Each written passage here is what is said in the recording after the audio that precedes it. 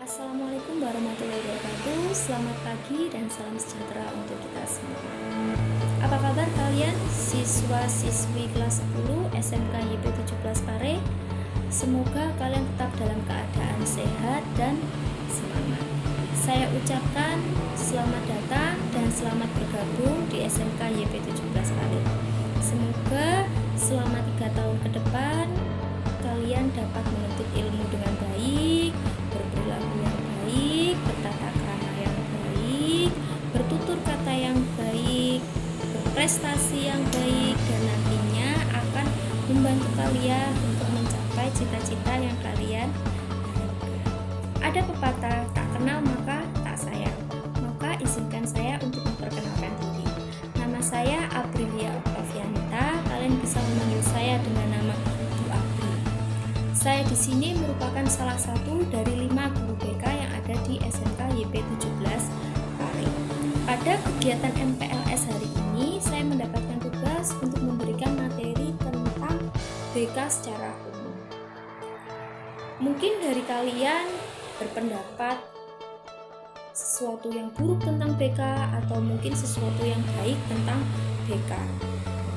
Pendapat kalian baik buruknya itu tergantung pengalaman yang kalian dapatkan ketika SMP. Bu April di sini akan menjelaskan supaya tidak terjadi kesalahpahaman. Penjelasannya dimulai pada poin yang pertama. Sebelum Bu April menjelaskan, Bu April ingin kalian mendengarkan dengan baik supaya kalian dapat paham. Yang pertama tentang BK. BK itu apa sih? BK di SMK itu apa sih? BK di SMK sangat berbeda dengan BK yang ada di SMP. Perbedaannya terletak pada perencanaan masa depan. Di SMK, mayoritas siswa-siswi ketika lulus langsung melanjutkan untuk bekerja di dunia kerja. Sedangkan ketika SMP, kalian difokuskan pada materi-materi yang berhubungan dengan sosial. Di SMK, kalian tetap mendapatkan materi yang berhubungan dengan sosial dan pribadi serta belajar, namun lebih difokuskan kepada materi yang berhubungan dengan perencanaan masa depan.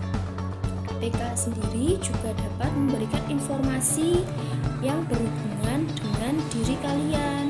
Selain itu, BK juga dapat memberikan informasi tentang kampus-kampus atau perguruan tinggi negeri maupun swasta yang dapat kalian pilih jika nantinya kalian tidak ingin melanjutkan ke dunia kerja. Selain itu, BK juga membantu kalian untuk menyelesaikan masalah. Namun, dalam menyelesaikan masalah di sini, tugas BK hanya membimbing kalian. Yang mengambil keputusan tetap diri kalian. BK hanya membantu kalian untuk mengarahkan. Ketika kalian mengambil keputusan A, maka resikonya bla bla bla bla. Ketika kalian mengambil keputusan B, resikonya bla bla bla bla. Di situ peran BK adalah membantu diri kalian untuk menentukan mana pilihan yang tepat. Dan dari pilihan itu, apakah kalian siap untuk bertanggung jawab atas pilihan yang kalian dapatkan. Dari sini, Bu Apri harapkan kalian dapat memahami dengan baik BK di SMK supaya ketika kami, guru BK, memberikan layanan kepada kalian dapat mencapai tujuan yang kita harapkan bersama. Selain itu, BK juga memberikan informasi. Informasi yang diberikan itu sesuai dengan kebutuhan kalian. Jika tidak sesuai dengan kebutuhan, maka BK tidak dapat mencapai tujuan yang diharapkan. Tujuannya itu apa sih Bu BK? Tujuannya adalah membantu kalian untuk mencapai tugas-tugas perkembangan kalian saat ini adalah di SMK. Jadi BK membantu kalian untuk berperilaku, bertata krama, berpikir sesuai dengan usia kalian di SMK. Jadi tidak ada masalah dan cerita lagi bahwa siswa SMK seperti siswa SD atau TK yang tidak dapat mengambil keputusan, yang tidak disiplin, yang tidak dapat diatur, dan masih banyak lainnya. Dari sini paham ya? Atau perlu Bu Apri simpulkan lagi bahwa BK adalah layanan yang diberikan kepada kalian siswa-siswi untuk membantu kalian memecahkan masalah, namun keputusan tetap berada di kalian. Membantu kalian untuk mencapai tugas perkembangan kalian sesuai dengan usia kalian, yaitu jenjang SMK usianya 18 tahun. Selanjutnya, membantu kalian memberikan informasi sesuai dengan kebutuhan kalian.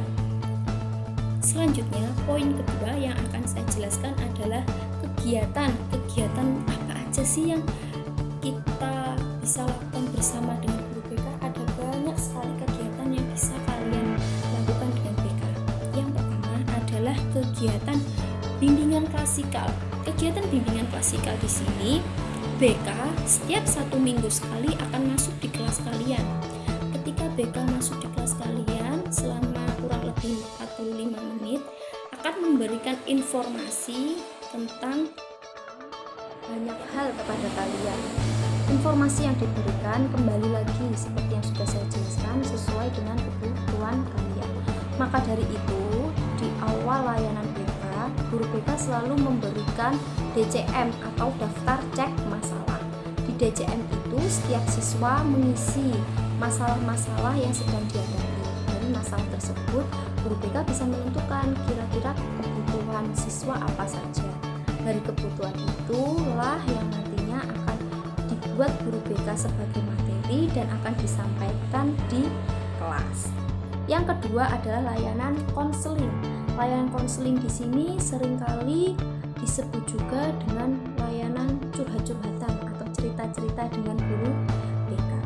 Curhat-curhatan di sini kalian bisa lakukan dengan guru BK secara individu maupun kelompok. Individu kalian bisa datang secara pribadi ke ruang BK. Jangan lupa terlebih dahulu janjian dengan guru BK. Kemudian kalian dapat melakukan layanan konseling. Selanjutnya konseling kelompok itu juga bisa kalian lakukan karena beberapa hal, misalnya karena kalian memiliki masalah dengan teman-teman kalian, teman-teman satu kelompok kalian. Misalnya kalian punya teman kelompok, dengan teman kelompok kalian datang semua ke ruang BK, setidaknya ada 3-5 orang. Kalian datang ke ruang BK, kalian bercerita tentang permasalahan yang sedang kalian hadapi. Itu namanya layanan konseling. Selain layanan bimbingan klasikal dan layanan konseling, ada juga layanan panggilan orang tua. Layanan panggilan orang tua di sini berkaitan dengan permasalahan yang kalian hadapi dan perlu adanya kerjasama antara guru BK dan orang tua untuk dapat menyelesaikan permasalahan kalian. Selain itu ada layanan home visit, yaitu kunjungan rumah.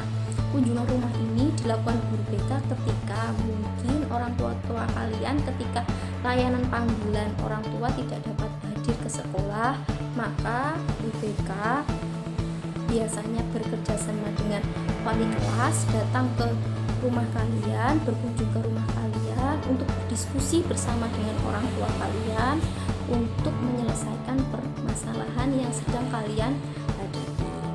Jadi, Bu Abil dapat menyimpulkan bahwa layanan bimbingan dan konseling di SMK itu yang pertama ada bimbingan klasikal, yang kedua ada konseling, yang ketiga ada panggilan orang tua, dan yang keempat ada home visit.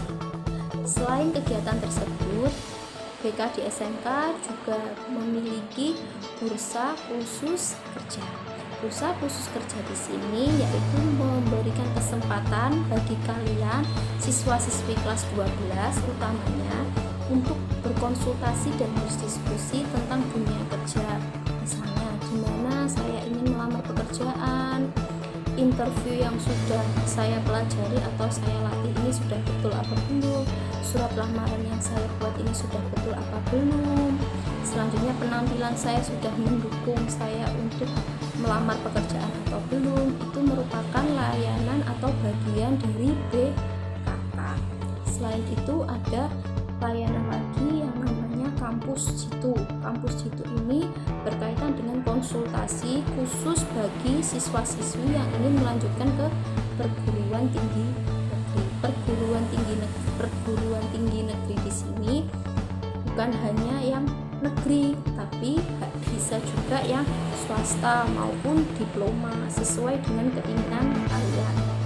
Ketika kami memberikan layanan BKK dan kampus itu, kami akan merekomendasikan perusahaan dan kampus yang sudah bermitra atau bekerja sama dengan kami SMK HIP 17 Karir, sehingga memudahkan kalian untuk lolos dan keterima seleksi di perusahaan maupun kampus tersebut. Dari sini kalian mungkin sudah memiliki gambaran tentang kegiatan BK yang akan kita laksanakan di SMK. Selanjutnya, poin ketiga yang ingin saya sampaikan adalah informasi dan masalah apa aja sih Ibu yang bisa kita bicarakan bersama di BK SMK. Ada banyak informasi yang dapat kita bicarakan bersama. Namun tetap informasi tersebut kita saring dan kita pilah-pilah mana yang sesuai dengan kebutuhan kalian dan mana yang tidak sesuai dengan kebutuhan kalian. Seperti itu. Selanjutnya permasalahan pun juga gitu, mana permasalahan yang urgent harus mendesak segera diselesaikan dan mana permasalahan yang bisa diselesaikan nanti setelah permasalahan utama diselesaikan. Untuk informasi dan permasalahan yang dapat kalian diskusikan dengan BK dapat digolongkan menjadi 4 bidang, yaitu bidang pribadi, bidang sosial, bidang belajar, dan bidang karir. Untuk bidang pribadi berkaitan dengan kepribadian kalian. Kepribadian itu yang seperti apa sih Bu? Kepribadian adalah bagian dari diri kalian, kelebihan dan kekurangan kalian, bakat, minat kalian, IQ kalian, SQ kalian, itu adalah yang berhubungan dengan pribadi kalian. Selain pribadi, ada lagi bidang yang kedua yaitu bidang sosial.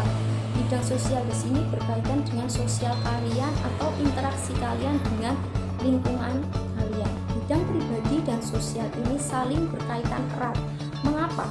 Ketika pribadi kalian memiliki percaya diri yang baik dan yang tinggi, maka sosial kalian pun jarang memiliki permasalahan. Berbeda halnya ketika pribadi kalian adalah pribadi yang pemalu, cuek, maka sosial kalian pasti akan ada permasalahan. Maka bidang pribadi dan sosial ini identik atau saling berpengaruh terhadap diri kalian. Selain pribadi dan sosial, ada juga bidang belajar.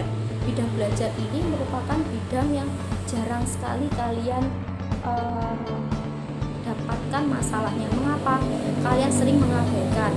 Banyak sekali dari kalian mungkin yang tidak tahu kira-kira gaya belajar apa sih yang mudah untuk saya pahami agar saya dapat memahami materi. Kira-kira cara belajar saya yang salah tuh yang apa sih, kok selama ini nilai saya jelek padahal saya rajin belajar. Nah, itu nanti masuk di bidang belajar. Selain bidang pribadi, sosial, belajar, terakhir karir. Karir adalah bidang yang paling mayoritas atau yang paling dominan di SMK. Mengapa demikian? Karir di sini membantu kalian merencanakan masa depan kalian ke depan. Ketika lulus SMK, kalian mau kemana? Kerja atau kuliah? Kalau kerja di mana? Kalau kerja apa aja yang dibutuhkan? Interview, surat lamaran, tes IQ, dan masih banyak lain. Selanjutnya kalau kampus biayanya seperti apa? Kalau mau kampus saya harus memilih jurusan apa? Selanjutnya kira-kira orang tua saya bagaimana dengan biayanya dan masih banyak lagi. Itu tadi merupakan informasi atau permasalahan yang dapat kalian diskusikan dengan kita, yaitu masalah pribadi, sosial, belajar, dan karir. Selain itu, BK juga sering sekali atau secara mendadak memberikan informasi yang sedang hangat diperbincangkan. Misalnya saat ini di negeri kita, Indonesia, sedang ada pandemi COVID-19. Maka dari itu mungkin BK akan memberikan materi yang berhubungan dengan cara menjaga kesehatan, atau sering topik itu disebut dengan nama PHBS, perilaku hidup bersih dan sehat. Supaya apa? Kalian dapat terhindar dari virus dan dapat menjaga diri kalian agar tetap sehat dan semangat dalam menghadapi kegiatan KBM yang ada, walaupun pun dilakukan secara.